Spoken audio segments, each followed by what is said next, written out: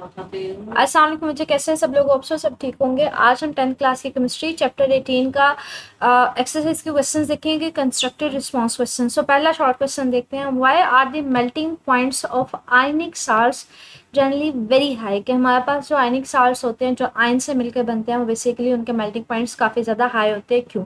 इसमें टॉपिक हमने पढ़ा था आयनिक कंपाउंड्स वाला। तो उसमें हमने कहा था जैसे हमारे पास एक साल्ट हम लोग कंसीडर करते हैं, NaCl कंसीडर करते हैं, सोडियम क्लोराइड, ठीक है। उसमें हमारे पास हमने क्या कहा था, ये बेसिकली जो साल्ट होता है ना, ये आयन से मिलकर बना होता है। जैसे सोडियम क्लोराइड है, सोडियम के ऊपर प्लस चार्ज होता है, क्लोरीन के ऊपर माइनस चार्ज होता है, ठीक है। तो ये हमारे पास इस तरह से 3D स्ट्रक्चर होता है, जो जिसमें सोडियम और क्लोरीन आयन्स अरेंज्ड होते हैं, ठीक है। मुझे हमेशा ऑपोजिट जो आयन्स होते हैं ना, उनके दरमियान क्या लें, स्ट्रॉन्ग फोर्सेज होती हैं। तो इनके दरमियान स्ट्रॉन्ग फोर्सेज होती है, जिनकी वजह से इनके दरमियान बॉन्ड्स वगैरह होते हैं, ठीक है। पहली बात ये। और दूसरी, हमारे पास ये बहुत बड़ा स्ट्रक्चर्स के फॉर्म में, बहुत बड़े स्ट्रक्चर्स के फॉर्म में मौजूद होते हैं। तो हमारे पास हम कहते हैं इसके बड़े बड़े ब्लॉक्स होते हैं। NaCl जो होता है ना, बेसिकली साल्ट, ये हम लोग जो घरों में नमक इस्तेमाल करते हैं, वो भी हमारे पास होता है। कहते हैं इसका जो मेल्टिंग पॉइंट्स होता है ना, ये बहुत ज़्यादा हाई होता है अगर प्योर हम लोग आयनिक सॉल्ट लें। क्यों? क्योंकि हमारे पास इसका स्ट्रक्चर बहुत ज़्यादा बड़ा होता है। जैसे आप इस तरह से बहुत बड़े बड़े स्ट्रक्चर क्यूब के फॉर्म में मौजूद होते हैं, जिसमें ये छोटे वाला सोडियम है, बड़े वाला क्लोरीन है। सोडियम क्लोरीन जो है ना, हमारे पास इस तरह से एक तरतीब के साथ जुड़े होते हैं, ठीक है। तो ये हम कहते हैं इतने बड़े कह लें ब्लॉक्स को, या इनके दरमियान जो हमारे पास स्ट्रॉन्ग फोर्सेज होती हैं, सोडियम क्लोरीन आयंस के दरमियान, उनको तोड़ने के लिए हमें बहुत ज़्यादा एनर्जी चाहिए होती है। तो इसलिए हम कहते हैं उनके मेल्टिंग पॉइंट्स बहुत ज़्यादा हाई होते हैं। तो अगर एग्जैक्टली इसका की बुक से आंसर देखें तो हमारे पास यही है कि जो आयनिक साल्ट्स होते हैं, उनके मेल्टिंग पॉइंट्स बहुत ज़्यादा हाई होते हैं, because they are held together by strong electro forces between the positive and negative ions.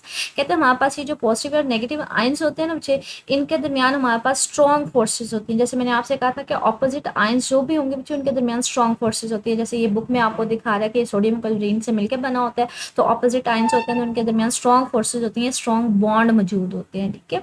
तो हम कहते हैं कि इसलिए उनका मेल्टिंग पॉइंट्स बहुत ज़्यादा हाई होते हैं। To melt the salt we must provide enough energy, हमें बहुत ज़्यादा एनर्जी देनी पड़ती है कि वो उसको, जो उनके दरमियान फोर्सेज हैं, उनको तोड़ सके, और पूरे का पूरा जो इंटायर क्रिस्टल लेटिस है, उसमें जो सारी फोर्सेज हैं हमारे पास, उनको तोड़ सके। जब ये टूटेंगी सारी फोर्सेज, तब ये ब्रेक होगा और तब ये मेल्ट होगा, ठीक है। तो बहुत ज़्यादा हमें एनर्जी चाहिए होती है। Because these bonds are very strong, तो बहुत ज़्यादा स्ट्रॉन्ग होते हैं, इसलिए बहुत ज़्यादा टेम्परेचर देना पड़ता है उन आयंस को आपस में एक दूसरे से दूर करने के लिए। तो इसलिए हम कहते हैं उनके मेल्टिंग पॉइंट्स बहुत ज़्यादा हाई होते हैं, ठीक है।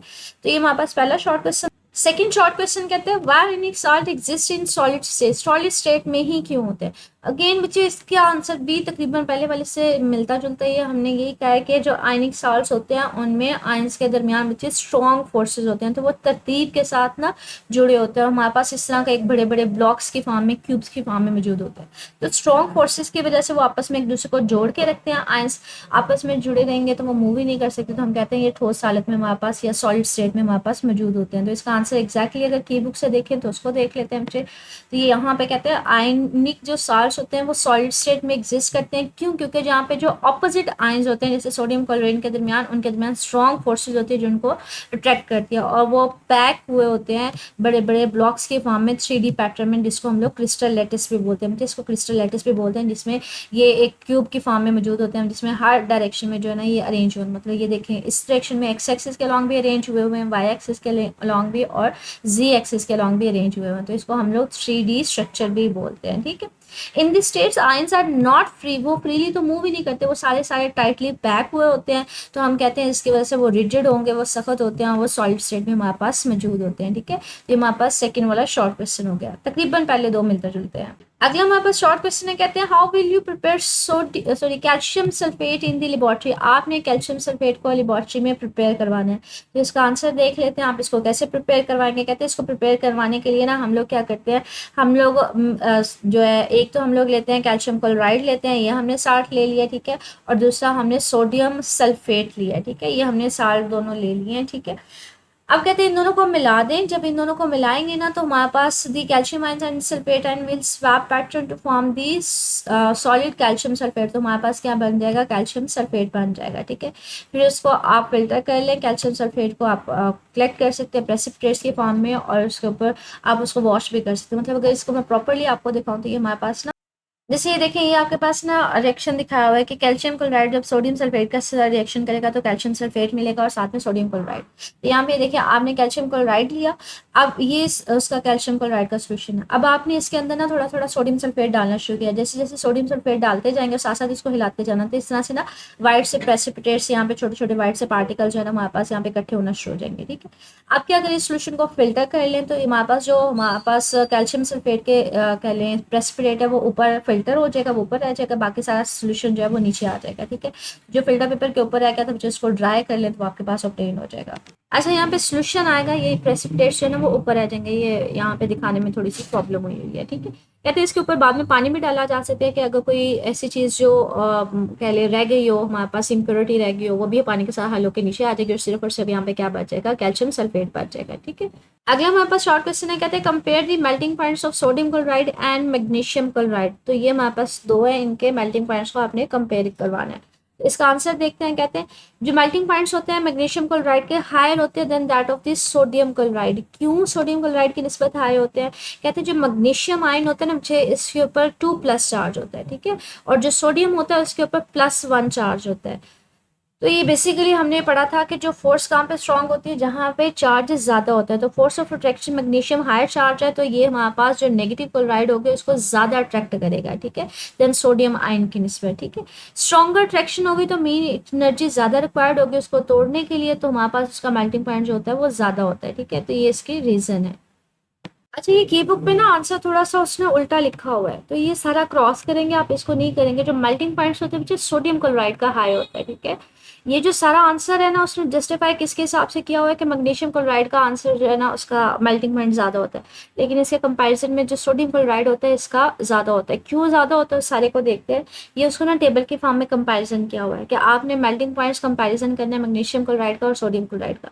तो पहले तो उसका फॉर्मूला लिखा हुआ है, अगर आयंस में देखें तो उसके ऊपर +1 चार्ज होता है, ये माइनस होता है, और इसके ऊपर +2 चार्ज होता है, इसके ऊपर -1 होता है। कहते हैं कि ज़्यादा आयनिक होता है। ज़्यादा आयनिक का मतलब है इसमें सोडियम इजीली अपना इलेक्ट्रॉन दे देगा, क्लोरीन एक्सेप्ट करेगा। मैग्नीशियम जल्दी इलेक्ट्रॉन नहीं देता। ठीक है, और दे भी दे तो वो अपनी तरफ इलेक्ट्रॉन को अट्रैक्ट कर रहा होता है। हमारे पास ना यहाँ पे बॉन्ड्स की कह लें 3 डिफरेंट टाइप्स होती हैं, उसको देखते हैं। पहले उसकी निस्बत यहाँ पे देख लीजिएगा, सोडियम क्लोराइड का जो हमारे पास टेम्परेचर होता है वो यूजुअली 801 होता है, उसका 714 होता है, तो मैग्नीशियम क्लोराइड का कम होता है। क्यों कम होता है, क्योंकि बच्चे जो सोडियम क्लोराइड होता है वो ज्यादा आयनिक होता है एज कम्पेयर टू मैग्नीशियम। क्यों, ये हमने पढ़ा था टॉपिक में। पहले तो एक बात याद रखिएगा, आयनिक बॉन्ड में और कोवलेंट बॉन्ड में फर्क क्या होता है। आयनिक बॉन्ड में ये होता है कि एक एटम जो है वो अपना इलेक्ट्रॉन टोटली दूसरे को दे देता है। ठीक है, तो हम कहते हैं उसके ऊपर प्लस चार्ज आ जाता है, उसके ऊपर माइनस चार्ज आ जाता है, तो ये चार्जेस की वजह से उनके दरमियान स्ट्रॉन्ग फोर्स होती है, तो हम कहते हैं यहाँ पे बॉन्ड जो होता है वो स्ट्रॉन्ग होते हैं। कोवलेंट बॉन्ड में क्या होता है बच्चे, कोई एटम जो होता है ना वो दूसरे एटम के साथ इलेक्ट्रॉन शेयर कर रहा होता है। ठीक है, अब वो इलेक्ट्रॉन इसके पास भी होते हैं इसके पास भी होते हैं, तो यहाँ पे शेयरिंग होती है, तो इतना ज्यादा ये बॉन्ड स्ट्रॉन्ग नहीं होता। जहाँ पे आयनिक बॉन्ड होगा वो बहुत ज्यादा स्ट्रॉन्ग होता है, उसके कंपैरिजन में कोवलेंट बॉन्ड इतना ज्यादा स्ट्रॉन्ग नहीं होता। अब सोडियम क्लोराइड में क्या होता है बच्चे, हमारे पास अगर देखा जाए ना, अगर साइज की बात की जाए एटॉमिक साइज की पीरियोडिक टेबल में, आप लोग पीरियोडिक टेबल की बात करते हैं, आप लोगों ने अक्सर पीरियोडिक टेबल देखा भी होगा हमारे पास ना। ये हमारे पास पीरियोडिक टेबल है कि अभी तक जितने एलिमेंट्स डिस्कवर हुए उनको इस तरह से अरेंज करके रख दिया हुआ। अब सोडियम अगर इसमें देखें तो ये जो हमारे पास वर्टिकल होते हैं ना इनको ग्रुप्स बोलते हैं, और ये जो होते हैं ना इनको पीरियड्स बोलते हैं। सोडियम मैग्नीशियम एल्यूमिनियम, ये हमारे पास तीसरा पीरियड है। अब इसके साइज की बात करें तो हमारे पास एटॉमिक साइज किस तरह से चेंज होता है, वो हमारे पास उसमें वेरिएशन ना थोड़ी इस तरह से आ रही होती है, लाइक कि अगर जैसे जैसे हम लेफ्ट से राइट साइड पे चलते हैं ना मुझे साइज छोटा होता जाता है। ठीक है, साइज छोटा होने का मतलब बाहर वाले इलेक्ट्रॉन्स के ऊपर न्यूक्लियस की अट्रैक्शन ज्यादा होती जाती है, तो सोडियम का साइज बड़ा होता है, इसके बाहर से इलेक्ट्रॉन निकालना आसान होता है। इसके मुकाबले मैग्नीशियम का साइज छोटा होता है, तो इलेक्ट्रॉन टोटली निकालना मुश्किल होता है। तो कहते हैं हमारे पास जो सोडियम होता है वो आयनिक बॉन्ड बनाता है, मतलब सोडियम जब भी क्लोरीन के साथ अटैच होगा, सोडियम के बारे बचे सिर्फ एक इलेक्ट्रॉन होता है, तो वो अपना इलेक्ट्रॉन टोटल दे देता है, टोटली दे देता है। तो इसके ऊपर फिर प्लस चार्ज आ जाएगा, इसके ऊपर माइनस चार्ज आ जाएगा, तो हम कहते हैं इनके दरमियान क्या होता है, इनके दरमियान आयनिक बॉन्ड होता है, जैसे वो यहाँ पे शो भी करे। तो सोडियम के बाहर एक ही इलेक्ट्रॉन होता है, वो दे देगा क्लोरीन को, इसके ऊपर प्लस चार्ज आ जाएगा, इसके ऊपर माइनस चार्ज आ जाएगा, तो यहाँ पे आयनिक बॉन्ड होता है जो स्ट्रॉन्ग फोर्स होती है। ठीक है, इसके मुकाबले में अगर मैग्नीशियम को देखा जाए, मैग्नीशियम का एक तो साइज छोटा होता है और दूसरा बाई वाली शेल में ना 2 इलेक्ट्रॉन्स होते हैं। साइज छोटा होने की वजह से न्यूक्लियस की अट्रैक्शन होती है बाई वाले इलेक्ट्रॉन्स के ऊपर, वो अपना इलेक्ट्रॉन टोटली क्लोरीन को देते नहीं है बल्कि शेयर करते हैं, ठीक है। तो इसके साथ इलेक्ट्रॉन अपना थोड़ा सा शेयर करेगा, ये थोड़ा सा इसके साथ शेयर होगा, तो ये शेयरिंग करते हैं। शेयरिंग करने की वजह से हमारे पास यहाँ पे कोवलेंट बॉन्ड बनता है, यहाँ पे +2 चार्ज तो होता है कि इसने इलेक्ट्रॉन इसके साथ भी शेयर किया, इसके साथ भी शेयर किया है। सिर्फ ये चार्ज क्यों आ रहा होता है, क्योंकि बच्चे ये नेगेटिव चार्ज है ना, तो ये इलेक्ट्रॉन को थोड़ा कह लें ज़्यादा कशिश के साथ खींच रहा होता है। तो थोड़ा सा इलेक्ट्रॉन जो जोड़ा होता है वो इसकी तरफ होता है, पेड़ थोड़ा सा इसकी तरफ होता है, ये थोड़ा सा पेड़ इसकी तरफ होता है। तो इसके ऊपर हम कहते हैं ऐसा लग रहा होता है कि प्लस चार्ज है, इसके ऊपर माइनस चार्ज है, ठीक है। तो ये लेकिन इसका जो करेक्टर होता है वो काइंड ऑफ कोवलेंट होता है, ठीक है। तो हम कहते हैं ये हमारे पास क्या होता है, इतना ज़्यादा स्ट्रॉन्ग नहीं होता, ठीक है। तो ये इसकी हमने इसकी रीज़न पढ़ी थी। तो यहाँ पे इसी चीज़ को एक्सप्लेन कर रहा है कि ये ज़्यादा आयनिक होता है, ये लेस आयनिक होता है। क्यों? क्योंकि मैग्नीशियम पोलराइजिंग पावर होती है उसकी। पोलराइजिंग का मतलब है कि ये जो अपना इलेक्ट्रॉन ट्रांसफ़र करेगा या शेयर करेगा, वो थोड़ी सी अट्रैक्शन उसकी इलेक्ट्रॉन्स दोनों के ऊपर इसकी मैग्नीशियम की भी होगी। अगर क्लोरीन उसके इलेक्ट्रॉन को अट्रैक्ट कर रहा है तो इसकी भी इसके अपने बाई वाले इलेक्ट्रॉन के ऊपर थोड़ी बहुत अट्रैक्शन होगी, तो वो उसको डिस्टर्ब ज़रूर कर सकता है, ठीक है। तो ये इसकी रीज़न हो सकती है। तो इसलिए हमारे पास कोवलेंट करेक्टर उसमें आ रहा होता है। तो वो यहाँ पे इसीलिए कह रहा है कि जो सोडियम होता है उसका साइज़ बड़ा होता है, उसमें पोलराइजिंग पावर नहीं होती, वो अपना इलेक्ट्रॉन टोटली दे देता है, आयनिक वो बन जाता है। इसमें क्या होता है कि उसका +2 चार्ज होता है। दूसरा ये होता है कि जो इलेक्ट्रॉन क्लाउड वो इलेक्ट्रॉन को दे रहा होता है, वो थोड़ा सा उसको खुद भी अट्रैक्ट कर रहा होता है, जिसकी वजह से हमारे पास वो कहते हैं उसके ऊपर कोवलेंट करेक्टर आ जाता है। तो ये आप उसकी प्रॉपर्टीज़ में लिख लीजिएगा बच्चे। ये जो की बुक मैं यूज़ कर रही हूँ इसके ऊपर ना इसका आंसर गलत लिखा हुआ है। हमारे पास जो सोडियम क्लोराइड होता है इसका कह लें कि मेल्टिंग पॉइंट्स होता है वो ज़्यादा होता है। अगला शॉर्ट क्वेश्चन देखते हैं, कहते हैं how would you prepare pure crystals of copper sulphate in laboratory. Laboratory में आप कॉपर सल्फेट को कैसे प्रिपेयर करवा सकते हैं। तो इसके आंसर की तरफ चलते हैं, इसको कैसे प्रिपेयर करेंगे कॉपर सल्फेट को। तो उसके लिए कुछ हमारे पास स्टेप्स हैं। सबसे पहले तो हमने क्या करना है, एसिड का रिएक्शन करवाना है किसके साथ, इनसॉल्युबल बेस के साथ। आप एक्सेस अमाउंट में कॉपर लेंगे और उसको रिएक्शन करवाएंगे सल्फ्यूरिक एसिड के साथ। फिर जो हमारे पास उसको फिल्टर कर लेंगे, जो एक्स्ट्रा हमारे पास कॉपर ऑक्साइड रह जाएगी, कॉपर ऑक्साइड, उसको हम फिल्टर कर लेंगे। फिर जो सोल्यूशन होगा उसको हम लोग गर्म करेंगे, वेपोरेट करेंगे और हमारे पास अंटिल के वो सैचुरेटेड ना हो जाए, गाढ़ा ना हो जाए। फिर उसको ऐसे ऐसा कूल डाउन करके हमारे पास क्रिस्टल्स आना शुरू हो जाएंगे, ठीक है। मतलब ये हमारे पास कुछ इस तरह से सोल्यूशन होगा कि आपने कॉपर ऑक्साइड के या कॉपर के हमने छोटे छोटे पीसेस लिए हैं, उसको सल्फ्यूरिक एसिड में हमने डाल दिए, ये रिएक्शन करके आपके पास इस तरह का सोल्यूशन आ जाएगा। अब इस सोल्यूशन को हमारे पास क्या करेंगे, गर्म करेंगे, इसमें क्रिस्टल्स बन जाएंगे, उसको बाद में फिल्टर आउट कर लेंगे, ठीक है। तो ये इसके कुछ स्टेप्स होंगे। आगे पीछे हमारे पास डिस्क्रिप्टिव क्वेश्चंस हैं, लॉन्ग क्वेश्चंस हैं। आप इसके लिए जो लेक्चर्स हमने अपलोड किए हैं वो लास्ट में मेक श्योर कीजिएगा कि वो उसको देख ले, लेकिन मैं सिर्फ आंसर मार्क करवा देती हूँ। Explain the formation of this sodium chloride crystal. तो सोडियम क्लोराइड हमने टॉपिक पढ़ा था मेन इस चैप्टर में। ये हमारे पास वेरी फर्स्ट टॉपिक था, arrangement of ions in salt. हमारे पास सोडियम हाइड्रोक्साइड को एसिड के साथ रिएक्शन करवाया था, सोडियम क्लोराइड साल्ट बना था, फिर उसमें हमने उसका स्ट्रक्चर देखा था कैसा होता है, ठीक है। तो ये यहाँ तक पूरा एक लॉन्ग क्वेश्चन आ जाएगा, ठीक है।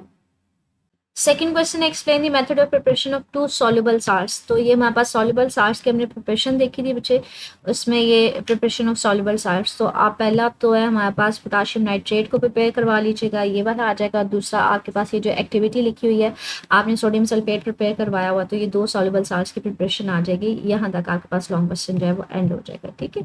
अगला हमारे पास लॉन्ग क्वेश्चन है, वो देख लेते हैं कौन सा है। कहते हैं आपने प्रिपरेशन करवानी है इन सब की, कॉपर सल्फेट की, पोटाशियम सल्फेट की और कैल्शियम क्लोराइड की। तो ये भी हमारे पास हमने टॉपिक ही देखा था, इसी से नीचे वाला था, ठीक है। Preparation reaction of acid with an insoluble salt. तो ये सारा करने के बाद आपके पास ये देखिए हमने कॉपर ऑक्साइड लिया, कॉपर क्लोराइड बनाया, फिर मैग्नीशियम क्लोराइड, यहाँ पे पोटाशियम भी ले सकते हैं, और यहाँ पे कैल्शियम क्लोराइड। तो यही 3 आपके पास एक्सरसाइज में पूछे हुए हैं कि आपने इनको प्रिपेयर करवाना है, ठीक है। वहाँ पे सिर्फ और सिर्फ कह लें कि मैग्नीशियम सल्फेट है, यहाँ पे पोटाशियम सल्फेट है, बाकी सबका प्रोसेस सेम ही आएगा, ठीक है। ये आपने टॉपिक को रेफर लास्ट में करना है। Describe the salts which are soluble in water and which are insoluble. तो ये हमारे पास वही टॉपिक जिसमें से इम्पोर्टेंट है, हमारे पास एमसीक्यूज भी थे, शॉर्ट क्वेश्चंस भी थे, तो ये कंप्लीट टॉपिक इसके अंदर आ जाएगा। तो आप इसके ये सारा लिख लीजिएगा, साथ में टेबल मेंशन कर दें तो वेल एंड गुड, नहीं भी करते तो एटलीस्ट आप ऊपर वाला लास्ट में लिखेंगे, लेकिन मैं सजेस्ट करूँगी आप टेबल लास्ट में बनाएं, ठीक है। तो ये हमारी एक्सरसाइज थी। मजीद बच्चे इसमें कुछ पूछना हो कमेंट सेक्शन में पूछ लीजिएगा। ओके, अल्लाह हाफिज़।